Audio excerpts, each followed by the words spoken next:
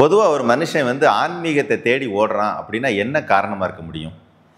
அதிகபட்சமாக என் உடம்புல இருக்கிற தீராத நோய் சரியாகணும். எல்லா பக்கம் ட்ரீட்மெண்ட் பார்த்தாச்சு, நோய் சரியாக மாட்டேங்குது, இதுக்கு ஆன்மீகத்தில் ஏதாவது தீர்வு இருக்கா, இப்படி தேடி வருவாங்க.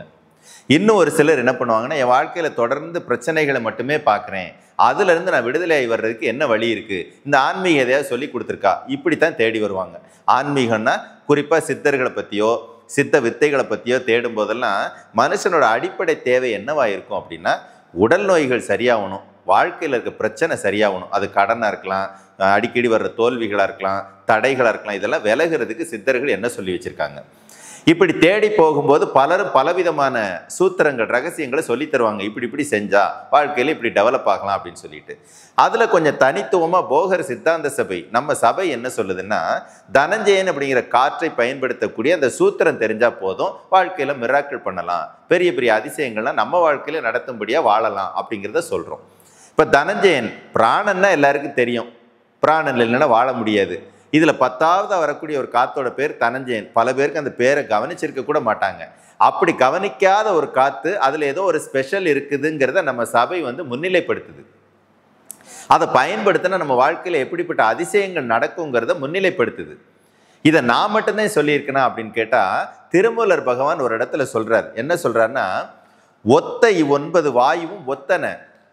எல்லாருமே நெட்டில் போய் தசவாயுக்கள் அப்படின்னு போட்டிங்கன்னா மட்டும்தான் 10 வாயுக்களோட பேர் லிஸ்டே வரும். ஆனால் திருமூலர் சொல்கிறார், ஒத்த 9 வாயுவும் ஒத்தனை.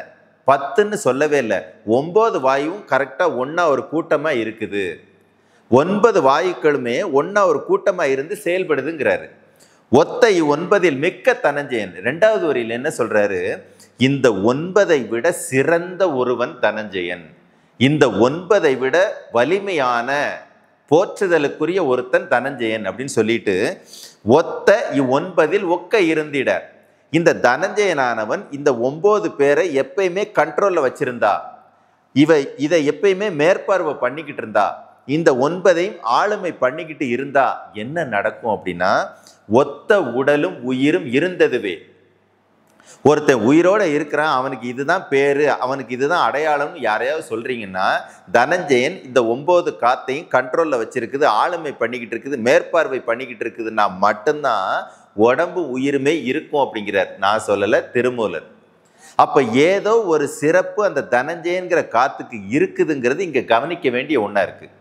அந்த தனஞ்சயன்கிற காத்து மட்டுமல்ல, எல்லா காத்துகளையுமே ஆரோக்கியப்படுத்துறதுக்கு சித்தர்கள் பல டெக்னிக் சொல்லியிருக்காங்க, பல டெக்னிக். அதில் தனஞ்சயன் காத்துக்கும் சில டெக்னிக் இருக்குது. அதில் ஒரு சில டெக்னிக்கை நம்ம கையில் எடுக்கிறோம்.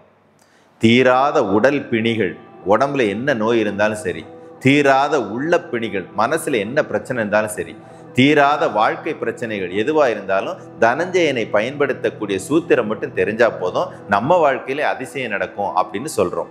அப்படிப்பட்ட தனஞ்சயனை பயன்படுத்தக்கூடிய சூத்திரத்தை உபதேசமாக கொண்ட ஒரு பயிற்சி முறை தான் தனஞ்சய தந்திரா, நம்ம சபையினுடைய அற்புதமான பயிற்சி. இந்த உபதேசம் வரக்கூடிய ஜூன் 21ஆம் தேதி பழனியில நடக்க இருக்குது. ஆகச்சிறந்த உங்க வாழ்க்கையை மாற்றி போடக்கூடிய ஒரு அற்புதமான உபதேசம். நல்ல வாய்ப்பை பயன்படுத்தி தனஞ்சயனுடைய பேரருளால் உங்க வாழ்க்கையை நீங்க கொண்டாட்டமா ஆரோக்கியமா வாழ அன்போடு அழைக்கிறோம். குருவே சரணம்.